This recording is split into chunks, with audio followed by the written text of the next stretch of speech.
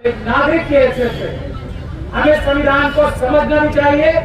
अपने देश को मजबूत कर बनाने के लिए संविधान का कैसे प्रयोग हो सकता है, कैसे इस्तेमाल हो सकता है, और हर एक मजलूम चाहे वो किसी भी धर्म, समाज, जाति से आता हो, जेंडर किसी से भी आता हो, उसको सबसे कमजोर व्यक्ति को भी न्याय, इज्जत, इंसाफ दिलाने के लिए दिन रात इस संविधान का प्रयोग कर सके। यही बाबा साहब डॉक्टर भीमराव अम्बेडकर को सच्ची श्रद्धांजलि होगी।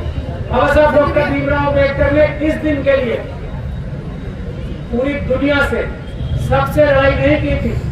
वो भी ऐशो आराम की जिंदगी गुजार सकते थे अपने खुद के लोगों से।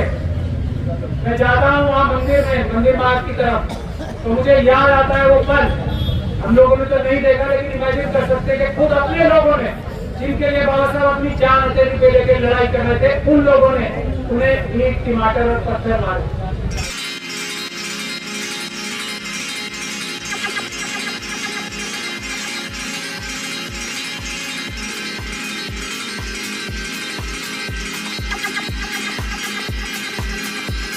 उस पर ईमानदारी से अमल करें, ये हम सबका सबसे पहला कर्तव्य होना चाहिए।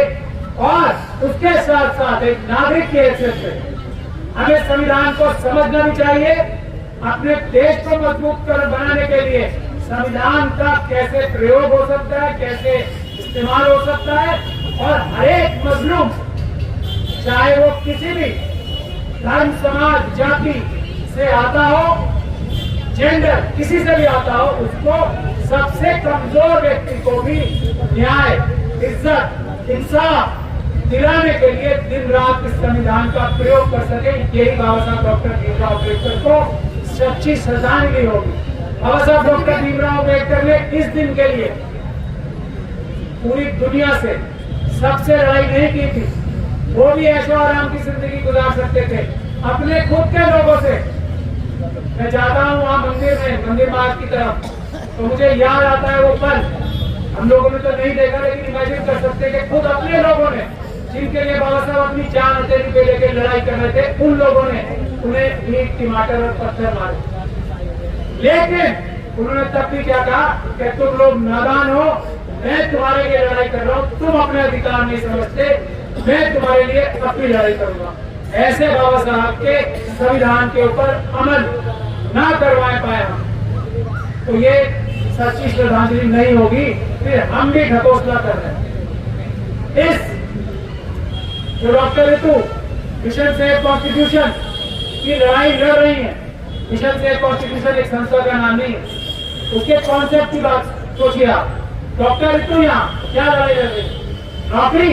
हम लोगों ने कल भी बताया, ये वाइस चांसलर, ये अनुवादी व्यवस्था, ये आरएसएस और बीजेपी के लोग, ये यूनिवर्सिटी के लोग डॉक्टर ऋतु को क्या ऑफर दे रहे हैं कि आप ये अपना करना छोड़ दो, हम आपको ये वाली नौकरी नहीं जो आपकी छीनी थी, हमने डॉक्यूमेंट फोर्स करके आपके खिलाफ जातिगत घृणा रख के जो नौकरी छीनी थी, वो नौकरी नहीं देंगे आपको, उससे एक रैंक ऊपर की नौकरी देंगे।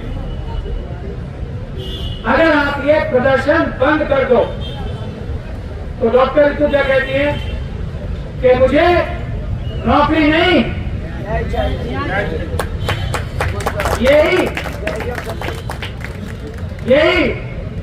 यही बाबा साहब डॉक्टर भीमराव अम्बेडकर के रास्ते पर चलना है। एक दिन का प्रदर्शन करके, एक दिन के नारे लगा के, 2 दिन का सेमिनार करके अपनी बात खत्म करना, मैं ये मानता हूं कि बाबा साहब को धोखे जैसा देना बराबर है। कोई इश्यू है, आज अक्सर लोग ये मानते हैं कि इस यूनिवर्सिटी में नहीं, देश की सारी यूनिवर्सिटीज में बैकलॉग इश्यू है या नहीं है, बताओ आप अपने। एनएफएस जैसा गंदा घिनौना काम खत्म होना चाहिए, नहीं होना चाहिए। ये जो पैसे लेके भाई भतीजावाद से आरएसएस अपने लोग अपॉइंट कर रहे हैं, हमारे लक्ष्मण यादव जी जैसे प्रोफेसर को हटा के इन लोगों को इनकी सही जगह जो भी जिम्मेदार है, जेलों में, तिहाड़ जेल में मंडोली जेल में नहीं पहुंचाना चाहिए।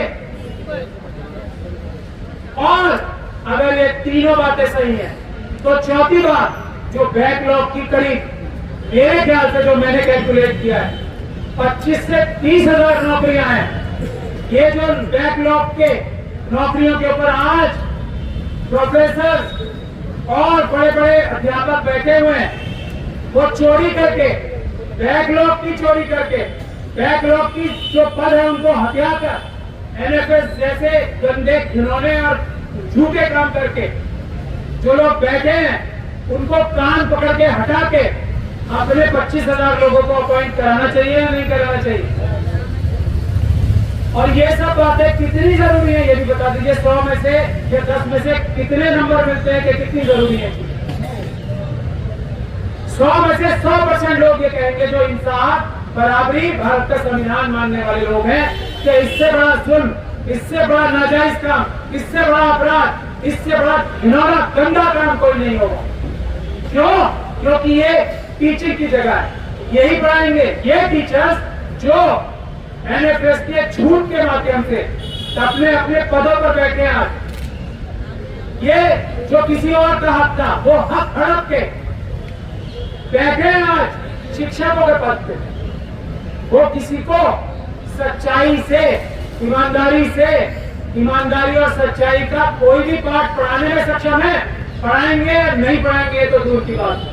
क्या पढ़ाने के लायक हैं? खुद चोरी करके बैठे हैं, खुद पद पे चोरी करके बैठे हैं, तो बाकी स्टूडेंट्स को शिक्षा भी वो ऐसी ही कॉम्प्रोमाइज शिक्षा, ऐसी ही गलत शिक्षा देंगे। और वही आज हो रहा है। शिक्षा का मतलब ये नहीं है कि कुछ किताबें रख ली, कुछ नंबर ले आए। ये शिक्षा का मतलब बिल्कुल नहीं है। शिक्षा का मतलब ये है, बाबा साहब डॉक्टर भीमराव अम्बेडकर अपने समय के सबसे बड़े ज्ञानी, सबसे बड़े पढ़े लिखे व्यक्ति थे, लेकिन उन्होंने इंसाफ और बराबरी की खातिर अपना सारा पद, अपनी सारी इज्जत, अब बाद में तो उनकी इज्जत बढ़ रही है, उस समय तो अपने लोगों ने भी उनको तिरस्कृत किया था ना, तो अपना सारा पद, अपनी सारी इज्जत छोड़कर इंसाफ और बराबरी के लिए काम किया। ऐसी शिक्षा को ये टीचर दे सकते हैं? ये होती है असली शिक्षा। तो इसीलिए मेरा ये कहना है कि जो इसको 100 में से 100 नंबर देते हैं कि ये बातें 100% ठीक है, वो लोग यहाँ पर क्यों नहीं आते? वो लोग यहाँ पर इस सच्चाई, ईमानदारी, इंसाफ और इज्जत के झंडे को, नीले झंडे को बुलंद करने क्यों नहीं आते? उनको खाना कैसे हजम हो रहा है? उनको रात को नींद कैसे आती है? मैं आज 101वें दिन ये कहने के लिए मजबूर हो गया हूँ, आपसे पहले मैंने ये बात नहीं कही। मैं ये पूछता हूँ उन सभी लोगों से जो इन 4 मुद्दों को सबसे जरूरी मुद्दा मानते, 100 में से 100 नंबर देते, क्योंकि यूनिवर्सिटी ठीक होगी तो देश ठीक होगा। जब बीज ठीक होंगे तो ही फसल ठीक होगी। तो यूनिवर्सिटीज को ठीक करने के लिए जो लोग इन सब चीजों को सही मानते हुए भी यहाँ पर मौजूद नहीं है आज, तो उनको नींद कैसे आती है ये मैं सवाल उनसे पूछता हूँ। उनको खाना कैसे हजम होता है जब यहाँ ये भूखे प्यासे लोग बैठे हुए हैं मुट्ठी पर? उनको खाना कैसे हजम होता है? उनको रात को नींद कैसे आती है जब ये लोग यहाँ पर ठंड में फिर रहे होते हैं? इतनी सर्दी में हम लोगों को नींद कैसे आती है? ये मैं सवाल आज पूछना चाहता हूँ। और मैं आह्वान करता हूं, रिक्वेस्ट करता हूं, गुजारिश करता हूं कि छोड़ो अपने नरम बिस्तरों को, छोड़ो अपने कंफर्ट्स को, जो आप अपनी अपनी नौकरियों के कंफर्ट्स में बैठे हो। ये सभी नौकरियां लक्ष्मण यादव साहब की तरह छीन ली जाएंगी। एक भी टीचर नहीं बचेगा जो SC ST OBC का होगा, मैं माइनॉरिटीज का होगा, मैं इस गारंटी के साथ कह सकता हूं। तो छोड़ो अपने लालच, छोड़ो अपने आज का फायदा कि हम लोग तो सेफ हैं, हम लोग तो सेफ हैं, दूसरे लोग तो परेशानी में है। डॉक्टर लक्ष्मण यादव को तो निकाला गया है, डॉक्टर रितु सिंह की तो नौकरी छीनी गई है फर्जी डॉक्यूमेंट बना के, डॉक्टर रितु के ऊपर तो जानलेवा हमले हो रहे हैं, प्रोफेसर रतन लाल के ऊपर तो झूठे केस दर्ज किए जा रहे हैं। हम लोग तो सुरक्षित है। मैं उन लोगों को बताता आपका नंबर आने वाला है, वो प्रक्रिया चालू है। फर्जी टीचर आरएसएस और बीजेपी द्वारा अपॉइंट करने की प्रक्रिया चालू है। अगर प्रोफेसर यादव का नंबर आ सकता है तो कोई सेफ नहीं है, ये बात याद रख लेना। सिर्फ दिनों की बात है, आप तो सालों की बात नहीं रह गई है, दिनों की बात है। इसलिए आओ और अपना अधिकार लो। आपका अधिकार कितनी दूर रखा है इस आंदोलन ने, ये डॉक्टर ऋतु की कुर्बानी ने और उसके मुट्ठी भर साथियों की और उन मुट्ठी भर संगठनों की कुर्बानी से आज वो स्थिति आ चुकी है कि हम सब लोग आके अगर यहाँ पर अपने इन चारों मांगों को पूरी करवाएंगे तो अब हम हाथ बढ़ा के छू सकते हैं। ये प्रशासन, ये आरएसएस, ये बीजेपी की सरकारें, अब ये वाइस चांसलर, ये रजिस्ट्रार अब हमारी इन मांगों को नकार नहीं सकते। जरूरत इस बात की है कि आप अपने पर्सनल लेवल छोड़ के थोड़ा सा हौसला करो। डॉक्टर ऋतु का क्या बिगाड़ लिया? ये कहीं है एक डॉक्टर ऋतु खड़े हुए हैं, क्या बिगाड़ लिया? वो चेहरे पे मुस्कुराहट जो पहले थी आज वही है ना।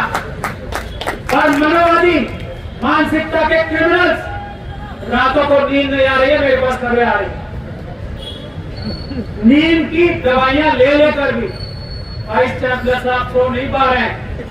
डॉक्टर ऋतु को तो आराम से नींद आती है, मेहनत करने के बाद पहले से बढ़िया नींद आ रही है, मुझे ऐसा बता। वो डॉक्टर समझाना है, रात को बताती है सपने में मुझे ये नजर आता है कि तिहाड़ जेल कैसा होगा। क्या जो एक डॉक्टर ऋतु यहाँ ठंड में बैठी है इससे ज्यादा ठंड होगी वहां? ये डॉक्टर सविता रॉय अपने साथियों से पूछती है ये बात। रजिस्ट्रार साहब खास तौर पे सुन ले, रजिस्ट्रार साहब पूछ रहे जेल में क्या खाना वाना तो टाइम पे मिलता है, कहीं दूसरे कैदी पिटाई तो नहीं करते? ये सब बातें रजिस्ट्रार साहब कंफर्म कर रहे हैं।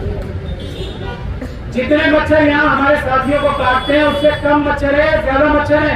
ये सवाल पूछे जा रहे हैं। ये वाइस चांसलर साहब, ये डॉक्टर साहब, ये रजिस्ट्रार साहब, ये और जो ये हमारी प्रिंसिपल साहिबा हैं जो बहुत जल्दी हटने वाली है अपने पद से, ये पूछती है उतने मच्छर तो नहीं है जितने यहाँ पर। तो मेरा आपसे कहना है इनके सपनों को साकार करने के लिए, तिहाड़ जेल को आबाद करने के लिए आप सभी अम्बेडकरवादी यहाँ आओ। चाहे आप किसी भी धर्म, समाज, जाति, जेंडर से हो, आओ और अपने अधिकार प्राप्त करो और इस व्यवस्था को जो कि गलत है, झूठी है, पक्षपाती है, बेईमान है, बदल दो और अच्छे टीचर्स के जरिए अच्छे स्टूडेंट्स पैदा करो। इस देश को दुनिया का सबसे ताकतवर देश बनने से कोई नहीं रोक सकता। जय भीम, जय भारत, जय सभी।